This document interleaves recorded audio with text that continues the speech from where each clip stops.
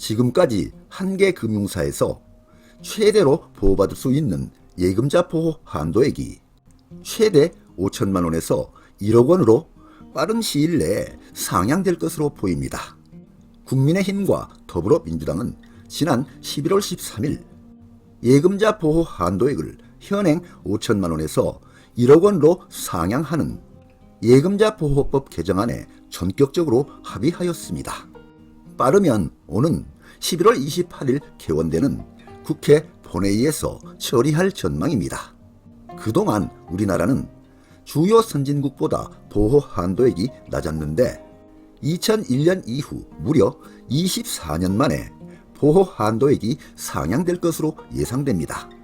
그동안 보호 한도액 5천만 원을 두고서는 1인당 GDP와 경제적 상황 변화를 반영하지 못하고 있다는 지적이 많이 있었습니다. 이와 같이 보호 한도액이 올라가면 금융소비자 입장에서는 금융기관에 안심하고 더 많은 돈을 예치할 수 있게 됩니다.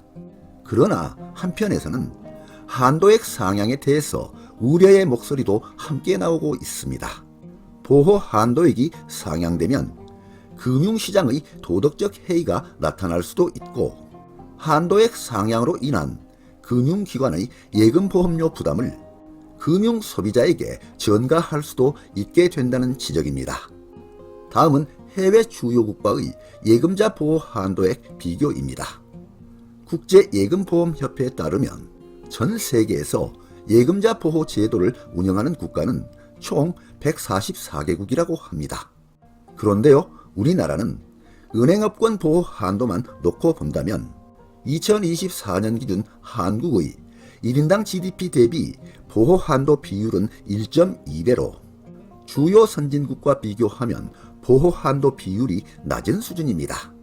1인당 GDP 대비 보호 한도 비율을 보면 한국은 1.2배인데요. 미국, 영국, 일본 등 주요 선진국을 보면 2배 이상으로 보호 한도 비율이 매우 높습니다.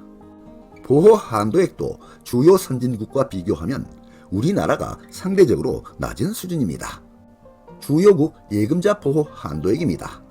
한국은 5천만 원인데요.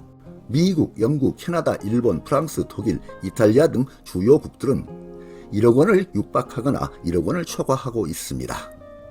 다음은 보호 강화로 나타날 수 있는 단점 및 파급 효과입니다.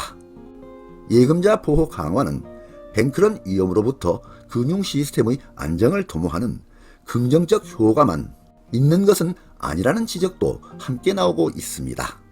국회 입법조사처는 지난해 7월 SVB 파산 사태 이후 미국 정부의 대응과 시사점 자료에서 건전성보다 높은 금리를 추구하는 예금자 선호 강화에 따른 자금 이동, 은행 예금 보험료율 인상, 금융 소비자로의 예금 보험료 부담 전가 등 문제점이 발생될 수 있기 때문에 이런 점이 함께 검토되어야 한다고 지적했습니다.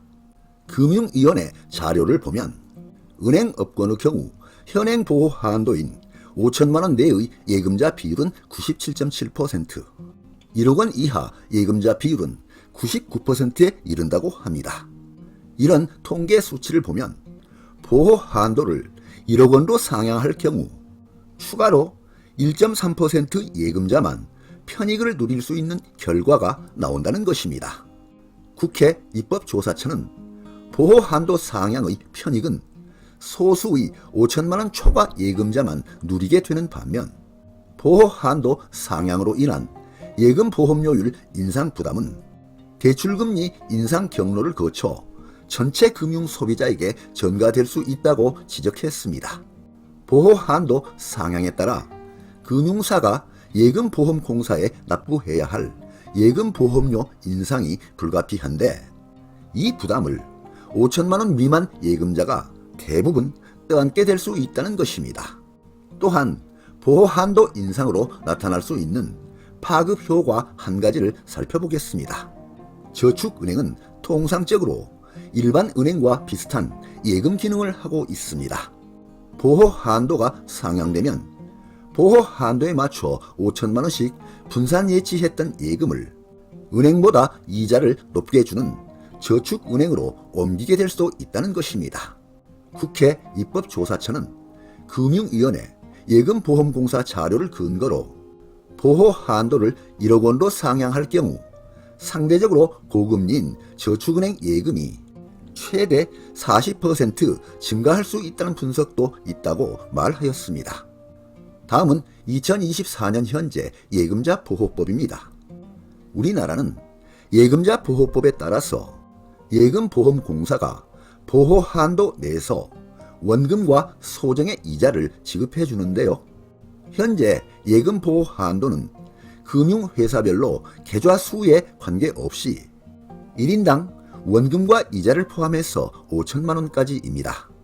동일한 금융사의 여러 계좌에 각각 5천만 원이 넘는 금액을 넣어두었다고 하더라도 한 개의 금융사에서 보호받을 수 있는 금액은 최대 5천만 원까지만 보호를 받을 수 있다는 뜻입니다. 다음은 예금자 보호 제도와 관련하여 가장 많이 나오고 있는 질문 3가지를 살펴보겠습니다. 질문 첫 번째는 예금자 보호 제도가 적용되는 대상은 어떤 금융기관들이 있나요? 라는 질문인데요. 현재 예금자 보호 제도의 적용 대상 금융기관은 은행, 투자중개업자인 증권사, 선물회사 등 보험회사, 종합금융회사, 저축은행 등이 있습니다. 질문 두 번째는 신협, 수협, 새마을금고도 예금자 보호를 받나요? 라는 질문인데요. 현재 신협, 수협, 새마을금고의 경우는 예금자 보호 방법이 은행권과는 다른 방법으로 보호를 하고 있습니다. 신협, 수협, 새마을금고는 예금자 보호법에 따라서 보호를 받을 수 있는 금융회사는 아니지만 새마을금고 중앙회의 예금자 보호 준비금, 신협자체기금 등에 따라서 1인당 최대 5천만 원까지 보호받을 수 있습니다. 다음은 예금자 보호 관련 주의사항입니다. 예금, 적금이 아닌 투자 상품은 보호받지 못할 가능성이 있다고 합니다. 예를 들면 조합원 자격을 얻기 위해서 납입하고 정기적으로 배당금을 받는 출자금은 예금자 보호법에 의한 보호 대상 금융상품이 아니어서 보호받지 못한다고 하니 참고하시기 바랍니다. 질문 세 번째, 전액 보호를 받을 수 있는 방법은 없나요? 라는 질문인데요. 네, 전액 보호받을 수 있는 방법도 있습니다. 우체국 예금은 100% 원금 플러스 이자를 보장해 줍니다. 우체국 예금 보험에 관한 법률을 보면 제3조에서는 우체국 예금 보험사업의 관장을 정하고 있습니다. 우체국 예금 사업과 우체국 보험 사업은 국가가 경영하며 과학기술정보통신부 장관이 관장한다고 규정하고 있습니다. 4조에서는 국가의 지급 책임을 정하고 있는데요. 국가는 우체국 예금과 우체국 보험 계약에 따른 보험금 등의 지급을 책임진다고 규정하고 있습니다. 우체국 예금의 가장 큰 특징 중 하나는 예금자의 보호금액 한도를 두고 있지 않다는 점입니다. 그렇기 때문에 예금자가 1억 원을 예금하든 100억 원을 예금하든 원금 전액 플러스 이자까지 모두 보호된다는 뜻입니다. 그래서 안전을 최우선으로 생각하신다면 다소간 이자율이 낮더라도 우체국 예금이 더 유리하다고 보여지고요. 이자율을 최우선으로 생각하신다면 시중 은행 금리를 잘 살펴보시고 시중은행 예금을 검토해 보시기 바랍니다. 네, 오늘 동영상 주제는 예금자 보호 한도액을 5천만 원에서 1억 원으로 상향하는 내용이었습니다. 많은 도움이 되시길 바랍니다. 끝까지 경청해 주셔서 감사드립니다.